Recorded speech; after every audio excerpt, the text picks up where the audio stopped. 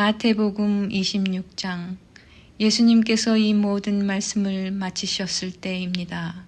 예수님께서 제자들에게 말씀하셨습니다. 너희도 알다시피 이틀 뒤가 유월절이다. 그때 인자는 넘겨져 십자가에서 죽을 것이다.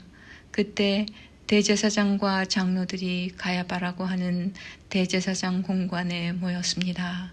그들은 조용히 예수님을 잡아 죽일 계획을 세웠습니다.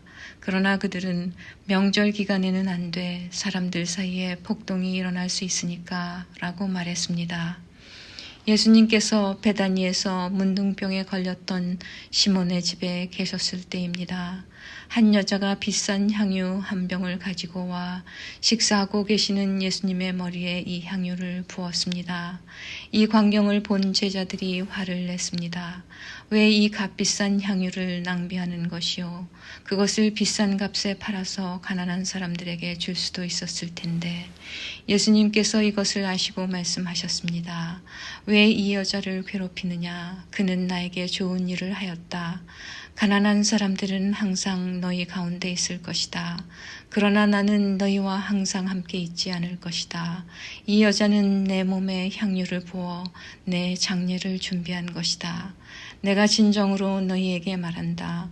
온 세상에 복음이 전해지는 곳마다 이 여자가 한 일도 전해져 그를 기억할 것이다.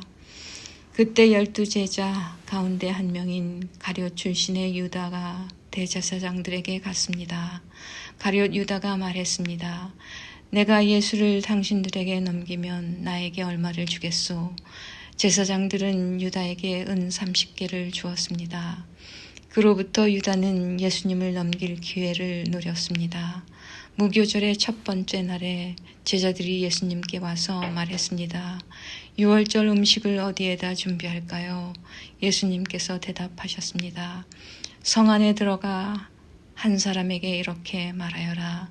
선생님께서 때가 가까웠으니 당신 집에서 제자들과 함께 유월절을 보내겠다고 말씀하십니다. 제자들이 예수님께서 말씀하신 대로 행하여 유월절을 준비하였습니다. 그날 저녁에 예수님께서 12명의 제자들과 함께 음식을 드시기 위해 앉으셨습니다. 모두들 식사를 하고 있을 때 예수님께서 말씀하셨습니다. 내가 너희에게 진정으로 말한다. 너희 중에 하나가 나를 배반할 것이다.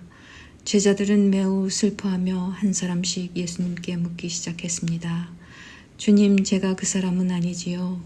예수님께서 대답하셨습니다. 나와 함께 그릇에 손을 넣는 자가 나를 배반할 것이다. 성경에 쓰여진 대로 인자는 떠나갈 것이다. 그러나 인자를 넘겨주는 그 사람에게는 화가 있다. 차라리 태어나지 않았더라면 자신에게 더 좋았을 것이다. 예수님을 배반한 유다가 예수님께 말했습니다. 선생님이여, 설마 제가 그 사람입니까? 예수님께서 그에게 내가 말했다 하고 대답하셨습니다. 식사 때 예수님께서는 빵을 들어 감사 기도를 드리시고 그것을 떼어 제자들에게 주시며 말씀하셨습니다. 받아 먹어라. 이것은 내 몸이다. 또한 예수님께서 잔을 들어 감사드리신 후 그것을 제자들에게 주시며 말씀하셨습니다. 너희 모두 이것을 마셔라. 이것은 죄를 용서하기 위하여 많은 사람들을 위해 붓는 나의 피, 곧 언약의 피이다. 내가 너희에게 말한다. 내가 아버지의 나라에서 너희와 함께 새롭게 마시는 그날까지 지금부터는 포도 열매로 빚은 것을 마시지 않을 것이다. 그들은 찬송을 부르고 올리브산으로 올라갔습니다. 예수님께서 제자들에게 말씀하셨습니다. 오늘 밤 너희는 모두 나를 버릴 것이다. 성경에 이렇게 쓰여 있다. 내가 목자를 칠 것이니 양이 흩어질 것이다.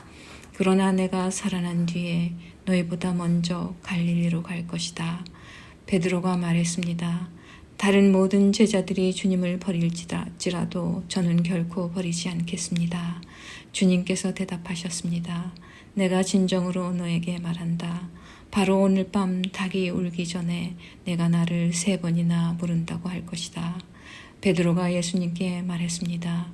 주님과 함께 죽을지라도 결코 주님을 모른다고 하지 않을 것입니다. 다른 제자들도 모두 똑같이 말했습니다. 그때 예수님께서 제자들과 함께 겟세마네라고 불리는 곳으로 가셨습니다. 예수님께서 제자들에게 말씀하셨습니다. 내가 저기에 가서 기도하는 동안 여기 앉아 있어라. 그리곤 베드로와 세베대의 두 아들을 데리고 가셨습니다. 예수님께서는 매우 근심하시며 괴로워하기 시작하셨습니다. 예수님께서는 세 제자에게 말씀하셨습니다. 내 마음이 괴로워 죽을 지경이다. 여기서 머무르며 나와 함께 깨어 있어라. 그리고 나서 약간 떨어진 곳으로 가서 얼굴을 땅에 대고 기도하셨습니다. 나의 아버지, 할 수만 있다면 제게서 이 잔을 지나가게 해주십시오. 그러나 내 뜻대로 하지 마시고 아버지의 뜻대로 하시길 원합니다. 기도하신 후 제자들에게 오셔서 제자들이 자고 있는 것을 보시고 베드로에게 말씀하셨습니다. 너희들은 1시간도 나와 함께 깨어 있을 수 없느냐? 깨어서 너희가 시험에 빠지지 않도록 기도하여라. 영은 원하지만 육체가 약하구나. 예수님께서 다시 가셔서 두 번째 기도를 하셨습니다. 나의 아버지여, 이것이 제게서 지나갈 수 없고 제가 마셔야만 한다면 아버지의 뜻대로 되기를 기도합니다. 그리고 나서 다시 제자들에게 가셔서 제자들이 자고 있는 것을 보셨습니다. 그들은 너무 졸렸던 것입니다. 그래서 예수님께서는 제자들을 놔두시고 다시 세 번째로 기도하셨습니다. 예수님께서는 같은 기도를 한 번 더 하셨습니다. 그 다음에 예수님께서 제자들에게 돌아오셔서 말씀하셨습니다. 아직도 자고 있고 쉬고 있느냐? 보아라, 때가 가까이 왔다. 인자가 죄인들의 손에 넘겨진다. 일어나라, 가자. 나를 배반한 사람이 가까이 오고 있다. 예수님께서 말씀하시는 동안 12제자 가운데 하나인 유다가 왔습니다. 대제사장과 백성들의 장로들이 보낸 많은 사람들이 칼과 몽둥이를 들고 유다와 함께 왔습니다. 예수님을 배반한 유다가 이들에게 내가 입맞추는 사람이 바로 그 사람입니다. 그를 잡으시오 라며 신호를 정해 주었습니다. 곧바로 유다는 예수님께 가서 말했습니다. 선생님 안녕하십니까? 그러면서 입을 맞추었습니다. 예수님께서 친구여 무엇하라 여기에 왔느냐 하고 묻자 사람들이 와서 예수님을 붙잡았습니다. 그러자 예수님과 함께 있던 제자 중 한 사람이 칼을 뽑았습니다. 그리고 대제사장의 종에게 칼을 휘둘러 그 종의 귀를 잘랐습니다. 예수님께서 그에게 말씀하셨습니다. 칼을 도로 제자리에 꽂아라. 칼을 쓰는 사람은 칼로 죽을 것이다. 너는 내가 내 아버지께 말씀드리면 즉시 12군단도 넘는 천사들을 보내주실 것을 생각하지 못하느냐. 그러나 만일 그렇게 하면 이 일이 반드시 일어난다고 한 성경 말씀이 어떻게 이루어지겠느냐. 그리고 나서 예수님께서 사람들에게 말씀하셨습니다. 너희는 마치 강도를 잡을 것처럼 칼과 몽둥이를 가지고 왔구나. 내가 성전에 앉아 매일 가르쳤지만 너희는 나를 잡지 않았다. 이 모든 것은 예언자의 글을 이루기 위해 일어난 것이다. 그때 모든 제자들이 예수님을 버리고 도망갔습니다. 예수님을 잡은 사람들이 예수님을 대제사장 가야바에게로 끌고 갔습니다. 거기에는 율법학자들과 장로들이 모여 있었습니다. 베드로가 예수님과 멀찍이 떨어져 따라가 대제사장의 공관 마당에 들어갔습니다. 그리고 결과를 보려고 경비원들 틈에 끼어 함께 앉았습니다. 대제사장들과 전체 의원들이 예수님을 죽이기 위해 예수님을 고소할 거짓 증거를 찾으려고 하였습니다. 많은 거짓 증인들이 나왔으나 아무 증거도 얻지 못하던 중 마침내 두 사람이 나왔습니다. 이들은 이 사람이 나는 하나님의 성전을 헐고 그것을 3일 만에 다시 세울 수 있다라고 말했습니다. 라고 증언했습니다. 대제사장이 일어서서 예수님께 물었습니다. 당신은 아무 대답도 하지 않겠소? 이 사람들이 당신에게 불리한 증언을 하는 것에 대한 당신의 답변은 무엇이오? 그러나 예수님께서는 아무것도 말씀하시지 않았습니다. 다시 대제사장이 예수님께 물었습니다. 내가 살아계신 하나님께 맹세하고 당신에게 명령하니 우리에게 말하시오. 당신이 하나님의 아들 그리스도요. 예수님께서 대답하셨습니다. 내가 말했다. 그러나 내가 너희에게 말한다. 이제 이후로 인자가 전능하신 자의 오른쪽에 앉아 있는 것과 하늘 구름을 타고 오는 것을 볼 것이다. 그러자 대제사장이 자기 옷을 찢으며 말했습니다. 이 사람이 하나님을 모독했다. 더 이상 증인이 필요 없다. 여러분 모두가 이 사람이 하나님을 모독하는 것을 들었다. 어떻게 생각하는가? 사람들이 대답했습니다. 죽어 마땅합니다. 그리고 사람들은 예수님의 얼굴에 침을 뱉고 주먹으로 치고 손바닥으로 때리며 그리스도야 누가 너를 때렸는지 맞춰보아라 하고 말했습니다. 베드로가 대제사장 공관 마당의 바깥쪽에 앉아 있었습니다. 그때 어떤 여자 하인이 와서 말했습니다. 당신도 갈릴리 사람 예수와 함께 있었지요? 그러자 베드로는 당신이 무슨 말을 하는지 모르겠소라며 모든 사람들 앞에서 그렇지 않다고 말했습니다. 베드로가 대문 있는 데로 나가자 다른 여자 하인이 거기 있던 사람들에게 말했습니다. 이 사람은 나사렛 예수와 함께 있던 사람이에요. 또다시 베드로는 나는 그 사람을 모릅니다 라고 맹세를 하며 그렇지 않다고 말했습니다. 잠시 후 서 있던 어떤 사람들이 베드로에게 가서 말했습니다. 분명히 너는 그들과 한패다. 내 말씨를 보니 틀림없다. 그러자 베드로는 저주를 하며 맹세했습니다. 나는 저 사람을 모릅니다. 그러자 바로 닭이 울었습니다. 베드로는 지난번 예수님께서 자기에게 하신 말씀이 기억났습니다. 닭이 울기 전에 너는 나를 3번이나 모른다고 할 것이다. 베드로는 밖으로 나가 몹시 울었습니다. 27장 다음 날 아침이 되자 모든 대제사장과 백성의 장로들이 예수님을 죽이려고 논의를 하였습니다. 그들은 예수님을 묶어 총독인 빌라도에게 데려가 그에게 넘겨주었습니다. 예수님을 배반한 유다는 예수님이 유죄 판결을 받은 것을 보고 양심의 가책을 느꼈습니다. 그래서 은 30개를 대제사장과 장로들에게 돌려주었습니다. 유다가 말했습니다. 내가 죄 없는 피를 팔아 넘기는 죄를 지었습니다. 그들이 대답하였습니다. 그게 우리와 무슨 상관이냐? 그것은 너의 문제다. 유다는 은화를 성전 안에 내던지고 나가서 목매어 자살했습니다. 대제사장들이 성전에서 그 돈을 거두고 말했습니다. 이 돈은 핏값이니 성전에 두는 것은 안 될 일이다. 그들은 서로 의논하여 그 돈으로 토기장이의 밭을 사 나그네들의 묘지로 삼기로 결정했습니다. 그 밭은 지금까지 피밭이라고 불립니다. 그래서 예언자 예레미야가 말한 것이 이루어졌습니다. 그들이 은화 30개, 즉 이스라엘 사람들이 몸값이라고 정한 값을 받았다. 그리고 토기장이의 밭을 샀는데 밭값으로 그 돈을 주었다. 이것은 주께서 내게 지시하신 그대로이다. 예수님께서 총독 앞에 서셨습니다. 총독이 예수님께 물었습니다. 당신이 유대인의 왕이요? 예수님께서 내가 말하였다 라고 대답하셨습니다. 대제사장과 장로들이 예수님을 고발하였지만 예수님께서는 아무 대답도 하지 않으셨습니다. 그래서 빌라도가 예수님께 말했습니다.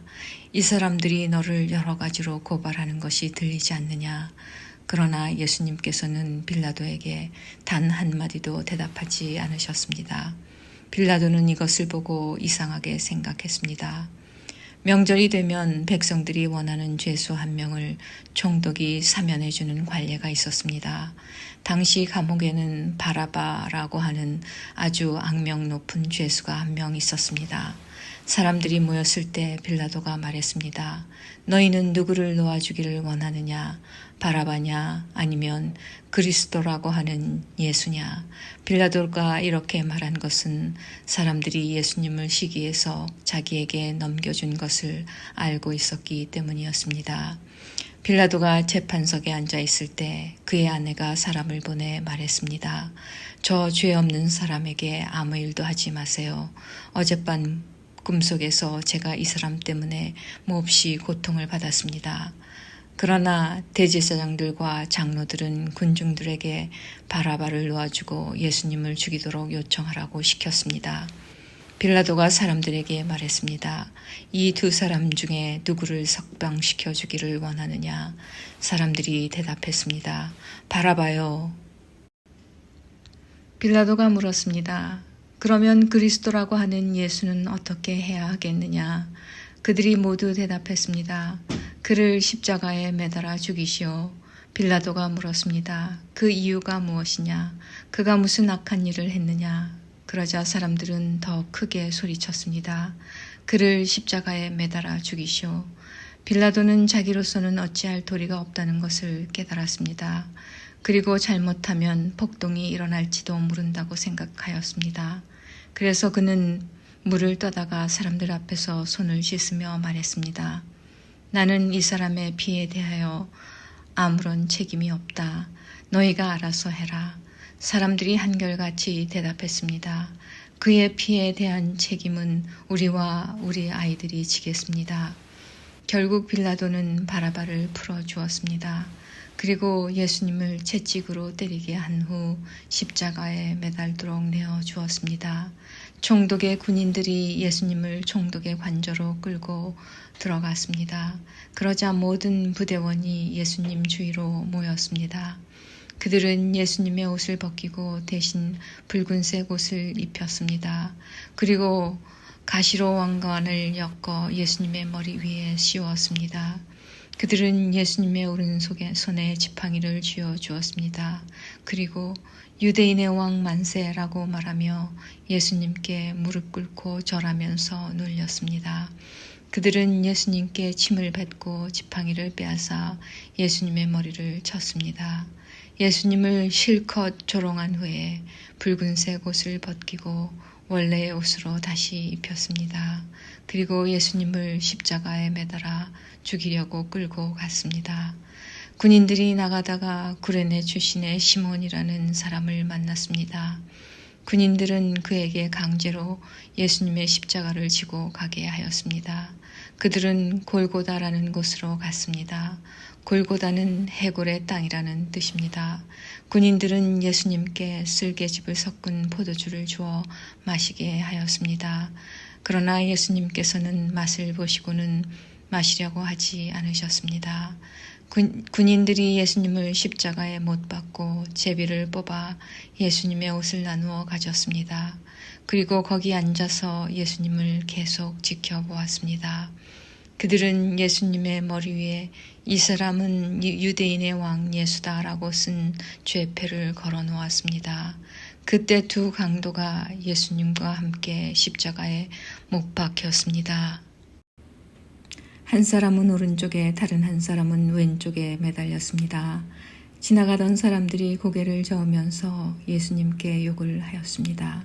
성전을 헐고 3일 만에 다시 세운다는 사람아, 내 자신이나 구원하여라. 만일 하나님의 아들이라면 십자가에서 내려와 보아라. 이와 같이 대제사장들도 율법학자들과 장로들과 함께 예수님을 조롱하며 말했습니다. 이 사람이 다른 사람들은 구하면서 자기 자신은 구하지 못하는구나. 그는 이스라엘의 왕이니 지금 십자가에서 내려오라지. 그러면 우리가 그를 믿겠다.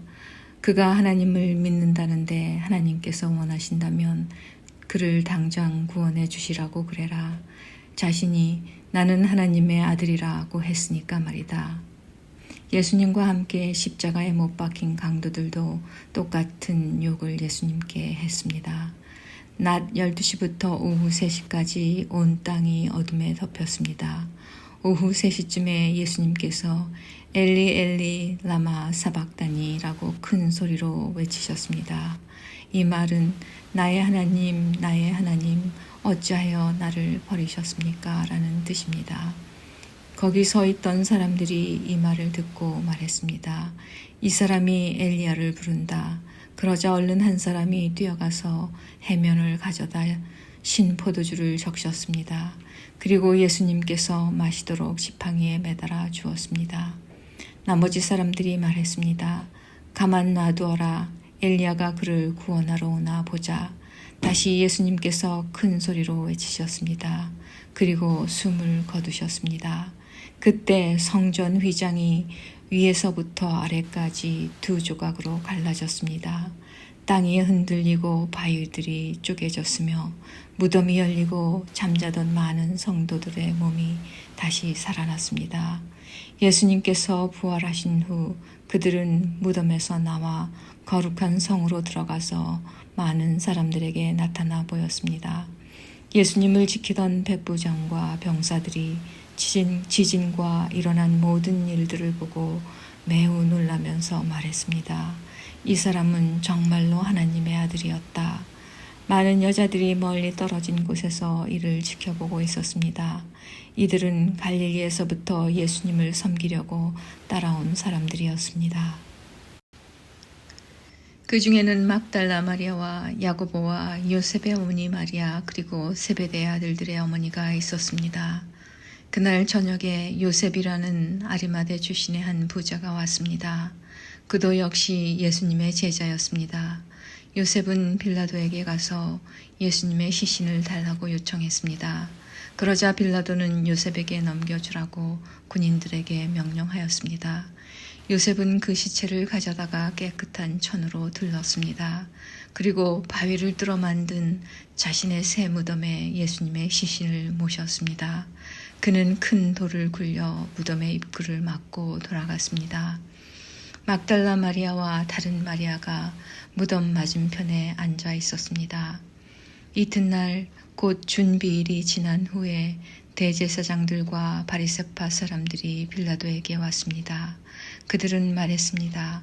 각하 그 거짓말쟁이가 살아있을 때 내가 3일 뒤에 살아날 것이다 라고 한 말이 기억납니다.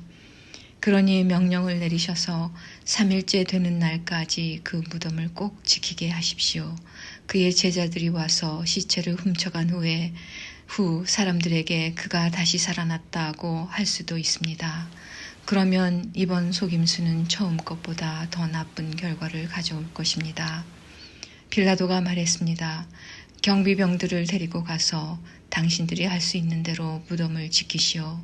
그렇게 해서 그들은 무덤에 가서 돌을 봉인하고 경비병들을 시켜 입구를 지키게 하였습니다. 28장 안식일 다음 날, 즉 한 주의 첫날 동틀 무렵에 막달라 마리아와 다른 마리아가 무덤을 보러 갔습니다.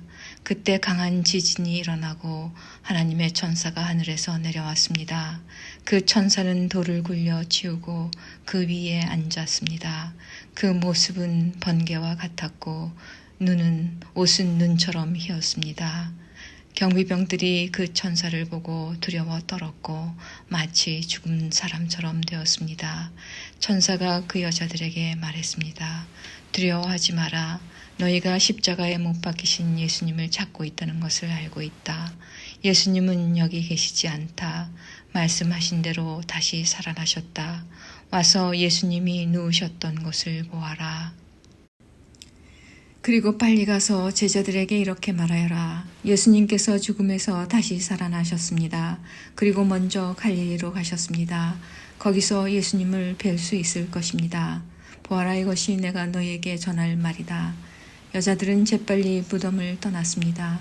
그들은 두려우면서도 매우 기뻤습니다. 그들은 제자들에게 이 소식을 전해주려고 달려갔습니다. 그때 갑자기 예수님께서 여자들에게 나타나셔서 말씀하셨습니다. 잘 있었느냐? 여자들은 예수님께 다가가서 그분의 발을 붙잡고 절했습니다. 그러자 예수님께서 말씀하셨습니다. 두려워하지 마라. 가서 내 형제들에게 갈릴리로 가라고 말하여라. 거기서 그들이 나를 볼 것이다. 여자들이 가고 있는 동안 몇몇 경비병들도 성으로 들어가 대제사장들에게 일어난 모든 것을 말하였습니다. 대제사장들은 장로들과 함께 모여 의논하였습니다. 이들은 경비병들에게 많은 돈을 주었습니다. 그리고 사람들에게는 밤에 예수의 제자들이 찾아와 우리가 잠든 사이에 그 시체를 훔쳐갔다고 말하여라. 만일 이 이야기가 총독의 귀에 들어가더라도 우리가 잘 말해서 너희들을 구해주겠다라고 말했습니다. 돈을 받은 경비병들은 그들이 시킨 대로 했습니다.